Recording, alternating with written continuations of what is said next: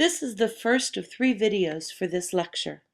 I figured it would be easier to cover the chapter if I broke it down into 3 parts. However, the 3 parts won't necessarily be the ones you expect. Instead of concentrating each video on one part of the overall process of writing, I'm instead going to first give you an overview of the entire writing process, and then concentrate the next 2 videos on what I consider to be one of the most essential parts of college writing, the preparation. This second video will concentrate on making certain that you understand the requirements for an assignment and where and how to get that information and use it to your advantage. The third video focuses on creating an outline for the writing assignment, one of the most useful tools you will ever have for college writing.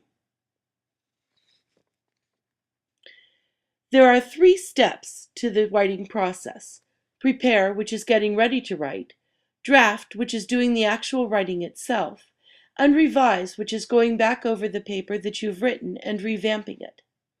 Let's take a quick look at each in turn.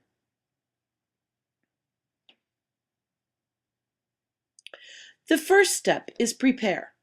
Take a look at the slide for a moment. You will see that 2 of the points have asterisks next to them.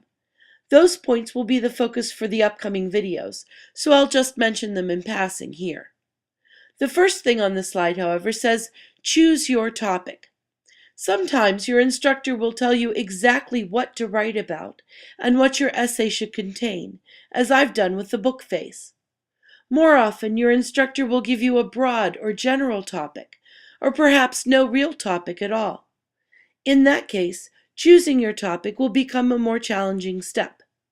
You want to make sure that it fits the length requirement of the paper.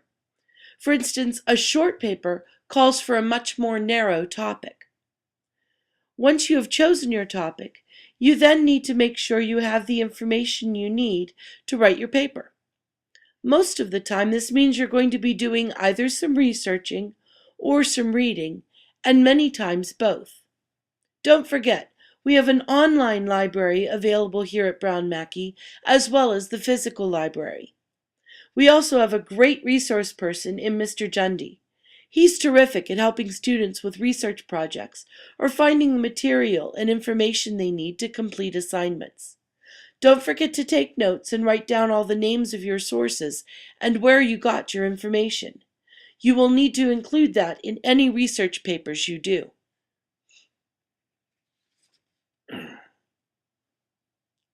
The next step is drafting. If you're like me, you hate the idea of multiple drafts. I would much prefer just to write once and be done with it. However, if you want a polished paper, something that you can be proud of, and that includes something that just might get you that promotion at work, then you need to be willing to accept that drafting is not the last step. Instead, look at this whole process like Christmas shopping. In the preparation phase, you made your list, checked it twice, and then bought all the presents in some random order.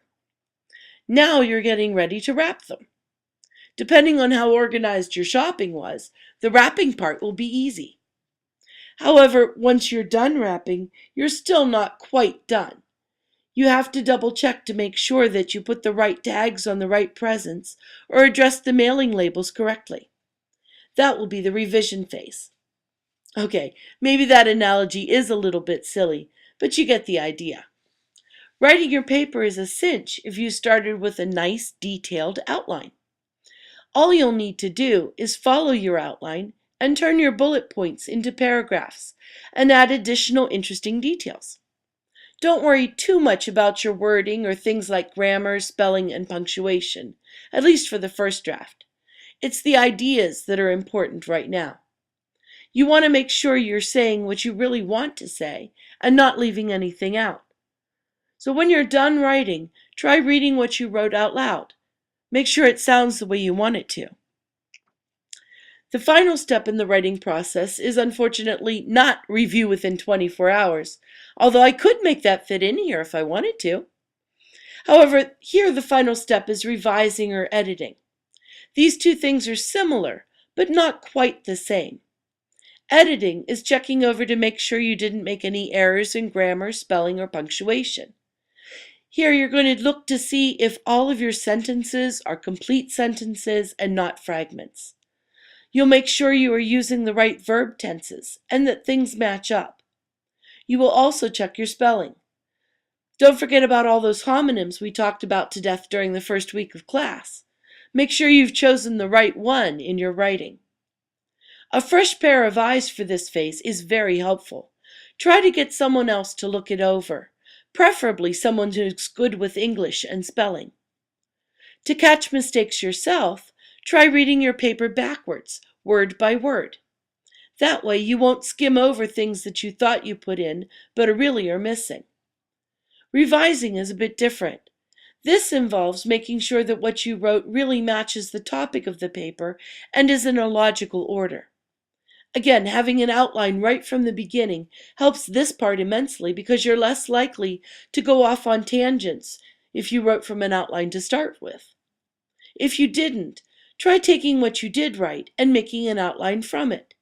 This is called reverse outlining, and it can help you double check to make sure that your paper includes everything you wanted to or were required to say, and that you didn't get off track.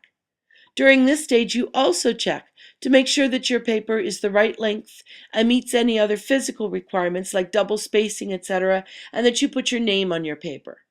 Once all that's done, it's ready to hand in.